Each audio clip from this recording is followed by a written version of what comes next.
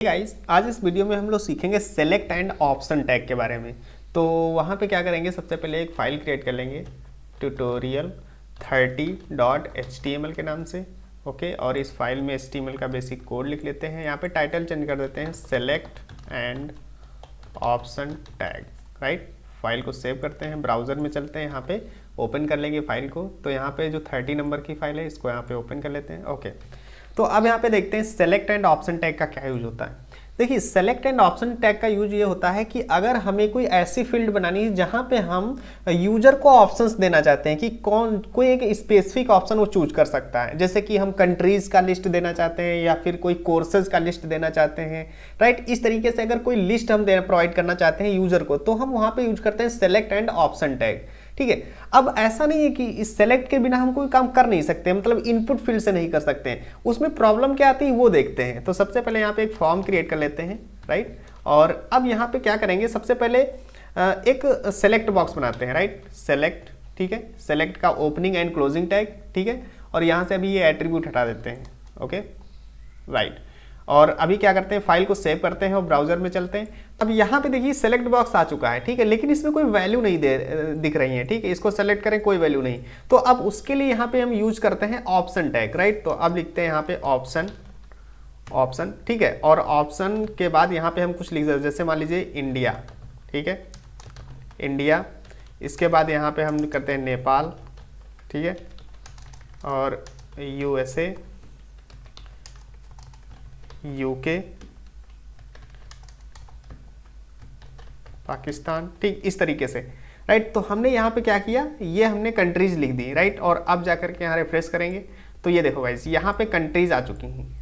Right, इस तरीके से यहाँ पे हम कोई भी कंट्री इस तरीके से सिलेक्ट कर सकते हैं। तो ये होता है सेलेक्ट ऑप्शन। राइट, ओके, तो अब यहाँ पे कुछ एट्रीब्यूट्स होते हैं, उनको देख लेते हैं। तो यहाँ पे हम क्या करते हैं, सबसे पहले जो सेलेक्ट टैग होता है, राइट, इसमें हम यूज करते हैं नेम एट्रीब्यूट। राइट, नेम क्यों, नेम कि हम लोगों ने प्रीवियस वीडियो में देखा था कि नेम और वैल्यू का क्या यूज होता है। राइट, कि हम एक स्पेसिफिक नेम असाइन करते हैं जिसमें कि वैल्यू स्टोर हो सके। राइट, तो हम यहाँ पे क्या कर देते हैं, यहाँ पे कंट्री नाम से एक वैल्यू ले लेते हैं, नेम ले देते हैं। राइट, कंट्री यहाँ पे कर लिया और इसके अंदर कंट्री जो है लिस्ट डाउन कर दी। राइट, तो अब क्या होगा कि जो भी वैल्यू हम यहाँ से सेलेक्ट करेंगे, ठीक है, जो भी कंट्री सेलेक्ट करेंगे वो किस में जाएगी, वो कंट्री में जाएगी। राइट, और इस कंट्री नेम को जो है इसको हम डेटाबेस मतलब बैकएंड में सर्वर पे भेज देंगे। राइट, तो इस तरीके से काम करता है। अब देखिए गाइस, यहाँ पे एक चीज ध्यान रखना कि जो भी यहाँ पे नेम लिखा है मैंने, जैसे इंडिया, नेपाल, USA, राइट, तो ये वाला डेटाबेस में नहीं जाएगा। डेटाबेस में वैल्यू वही जाती है जो इस वैल्यू एट्रीब्यूट में लिखी होती है। राइट, तो यहाँ पे हम लिख देते हैं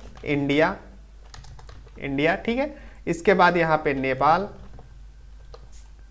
नेपाल हो गया, और इसके बाद यहाँ पे USA, यहाँ पे UK, और यहाँ पे पाकिस्तान। राइट, इस तरीके से हम यहाँ पे नाम लिख देते हैं कि जो भी अब यहाँ पे सेलेक्ट करेगा वो वैल्यू एट्रीब्यूट में जो होगा, ठीक है, वो चीज़ वहाँ पे जाएगी। राइट, फाइल को सेव करते हैं, यहाँ पे रिफ्रेश करेंगे तो ये देखो। राइट, अभी क्या करते हैं कि अभी एक फाइल यहाँ पे सबमिट बटन बना लेते हैं।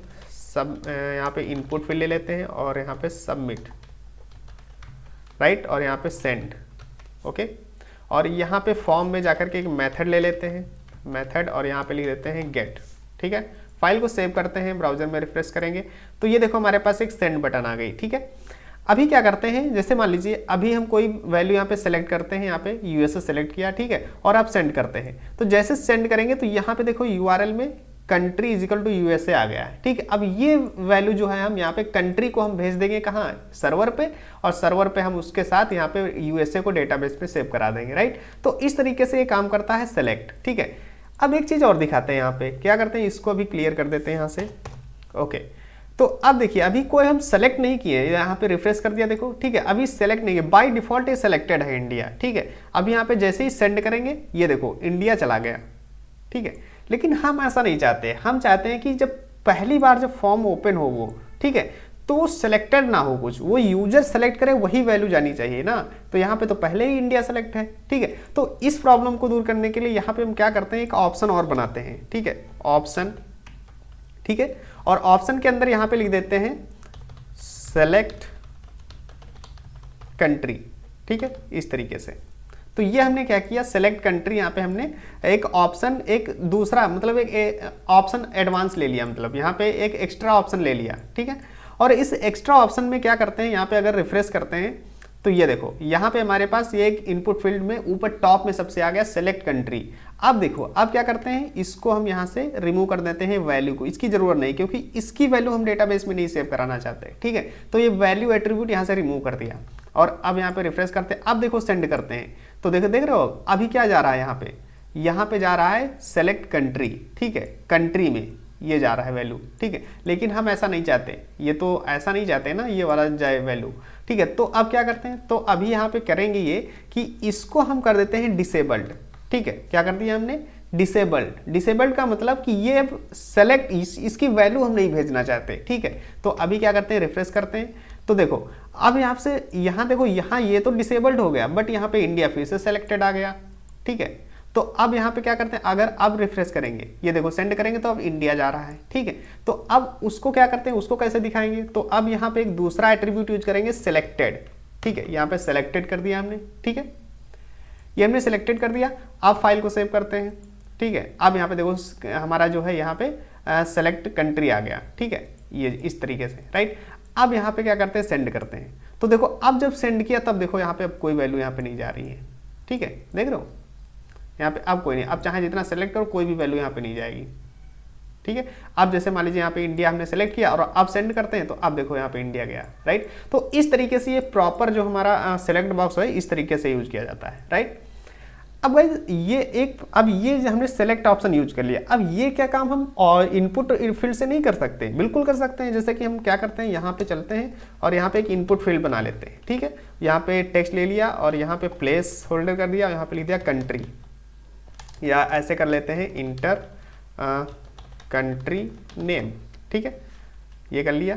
और अभी यहाँ पे BR टैग लगा देते हैं, ओके। फाइल को सेव करते हैं, यहाँ पे रिफ्रेश करेंगे तो ये देखो यहाँ पे क्या है, यहाँ पे कंट्री का नेम हम एंटर कर सकते हैं, ठीक है। यहाँ पे एक नेम ले लेते हैं, नेम, राइट, और इसमें हम लिख देते हैं कंट्री नेम, राइट, ये नेम दे दिया हमने कोई, ठीक है, ओके। तो अब देखिए अभी क्या करते हैं, यहाँ पे रिफ्रेश करते हैं और इसमें कोई नाम देते हैं, जैसे मान लीजिए इंडिया हमने दे दिया, राइट, इंडिया दे दिया, ठीक है। और अब यहाँ पे रिफ्रेश करते हैं या फिर यहाँ पे हम कुछ USA ले लेते हैं, ठीक, यहाँ पे इंडिया ले लिया, आप सबमिट करते हैं तो ये देखो कंट्री नेम इंडिया और कंट्री USA, राइट, दोनों से आ रहा है।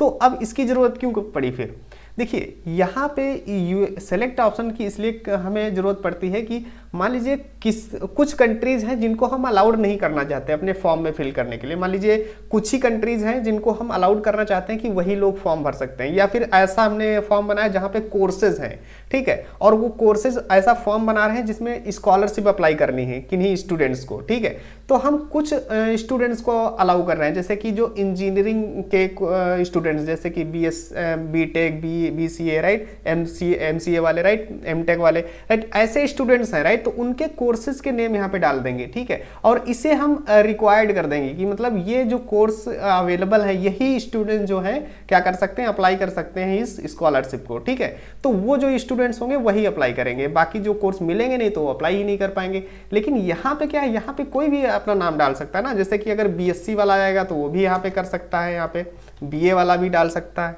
ठीक है। तो इस प्रॉब्लम से बचने के लिए यहाँ पे हम यूज करते हैं सेलेक्ट ऑप्शन का, राइट। अब यहाँ पे किसी भी तरीके का आप कोर्सेज बना सकते हैं या फिर कोई फूड से रिलेटेड बना सकते हैं, राइट, कोई भी लिस्ट यहाँ पे बना सकते हैं। तो ये थी हमारी यहाँ पे सेलेक्ट ऑप्शन। अब गाइज यहाँ पे हम लोगों ने देखा कि डिसेबल्ड और सेलेक्टेड यूज किया है, ठीक है। तो डिसेबल्ड हम यहाँ पे इनपुट फील्ड में भी यूज कर सकते हैं, जैसे कि यहाँ पे हम चलते हैं और यहाँ पे लिखते हैं डिसेबल्ड, ठीक है। यहाँ पे हमने क्या किया, डिसेबल्ड इनपुट में कर दिया। अब ये फील्ड जो है डिसेबल हो जाएगी, राइट। यहाँ पे रिफ्रेश करते हैं तो ये देखो अब इसमें हम लिख नहीं सकते, देख रहे हो यहाँ पे डिसेबल हो गया, ठीक है। अब इसी तरीके से एक एट्रीब्यूट और होता है जो कि होता है रीड ऑनली। रीड ऑनली जैसे कि हमने क्या किया, अभी इसी को हम रेप्लीकेट कर लेते हैं यहाँ से, ठीक है, इसी को रेप्लीकेट और इसकी जगह पे हम यहाँ पे लिखते हैं रीड ऑनली। यहाँ पे क्या किया, रीड ऑनली लिख दिया। अब फाइल को सेव करते हैं तो ये देखो ये भी यहाँ पे इनपुट फील्ड है, ये भी, इस पे डिसेबल लगा है, इस पे रीड ऑनली लगा है, लेकिन लिख दोनों में नहीं सकते, ये तो सेलेक्ट ही नहीं हो रहा, ये सेलेक्ट हो रहा है बट रीड ऑनली है सिर्फ, इसमें हम लिखने की कोशिश कर रहे हैं, नहीं लिख पा रहे हैं, ठीक है।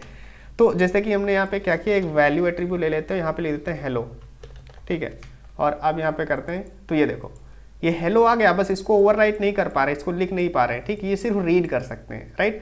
तो इस तरीके से काम करते हैं, read and disabled and read only, right. तो आई होप गाइज ये आपको एट्रीब्यूट और ये हमारा सेलेक्ट ऑप्शन जो है आपको समझ में आया होगा। तो thank you so much for watching the video, see you in the next video guys, take care.